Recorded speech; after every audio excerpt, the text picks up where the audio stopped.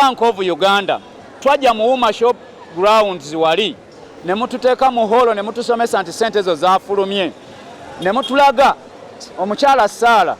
gwe watusomesa n'otulaga nti sente ezo zaafuluma nga mutulaga nti tugenda kubanga tuzifunira ku magoba ga 10% nga ffe abasuubuzi nga mulaga nti abalimi bagenda zifunira ku 12%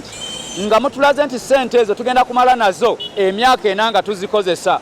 nga mutulaze nti mutuwadde grace period ya mwaka mulamba nga tetunatandika kuzzaayo sente ezo. Tudda wano ne tugamba nti mwatulaga ne banki bonna be mwali mukoze nabo abaaliwo era twagenda ne ku table zaabwe ne tufuna n'amasimu gaabwe ne tufuna ne contacts ne batulaga ne bye baagala. Twazze wansi ne tubisomesa abasuubuzi baffe ne tubagamba abaaye buli omu genda ne banka yo gy'okola nayo genda oyogereko nayo genda owa loan officer wo akuwe sente ezo.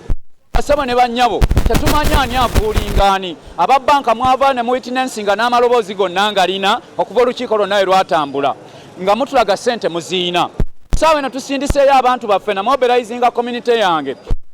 mu buli banka babakozesa banks ez'enjawulo naye kati wenjogerera basebo ne bannyabo banks ate zitugamba sente ezo teziriiyo kati ani avuulingaani. Tusaba Bank of Uganda erinnya lyo ddene bwaddene ligambwako nnyini lyo sente ezo oba wazita n'oziteeka mu banka ez'owansi tusaba oveeyo otulagire otuwe tulina okukozesa okuloopa abatumma sente ezo biwanvu nti omusuubuzi ono ali mu small wa medium batono nnyo tebasobola kugenda kufuna ku sente ezo. Ate oba osanga ne organization nga kafo nti ebeera organized tulina sako yaffe ina ba members eri registered erwaninga obulungi aye naye tesobola kugenda kufuna ku sente ezo lw'emisoso gye bakola ki gye bateekawo. Ekyo n'osanga nti impact oba ekivaamu mu ekyo gavumenti tetaddewo batono nnyo abasuubuzi bano abali wansi abaakifunamu nti ekyamazima kizibu nnyo lemaani omusuubuzi wano ali wano wansi okugenda mu banka bamuwa ku sente ezo wabawo emisoso mingi nnyo era ekivaamu nga bagamba baako kyosingayo abamu bagamba mulete bye mukola ki kolato oba leeta ennyumbayo oba kyapa oba kaadi ya mmotoka era ogenda okwesanga ng'ate era oluusi omuntu akyalina amabanja amalala gabadde akola ki gabadde agezaako okusasula kubanga Bank of Uganda eri wansi wa ministries ezo nti enteekateeka baddemu bagituuseemu bwabeerawo fandi yonna eyamba omuntu wa wansi balabye ddala ng'etuukira ddala ku ground ku bantu abo naye bw'oteeka mu banks already ziyina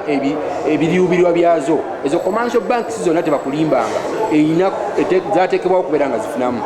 era ojja kusanga nga fandi olumu esigalayo nti abantu balemereddwa okugyayo sente mu bintu bingi ne bagamba sente weeziri naye abantu tebayiqualifyinga lwaki nti engeri gye baziyisaamu okubeera nga zituuka ku muntu wa wansi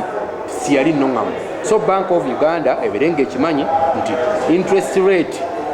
bw'ebeera ng'esaliddwako owa wansi ono aganyuddwamu atya kubanga bw'osalako ate banks zo ziyinza okusigala nga tezisazeeko omulungi interest eyo gy'oba okendeezezzaako obanga akatundutundutundu obukendeezeddwako tebumakinga na butundutundu commercial bank bwekoze eki bwekendeezezzaako. N'olwensonga eyo Ministry ya Finance ne Planning zirina okulaba nti ba stakeholders naddala abasuubuzi abali ku ground babeera involved mu planning ne mu nteekateeka zonna okulaba nti omusuubuzi oba omuntu wa wansi afunamu. Kukendeezebweko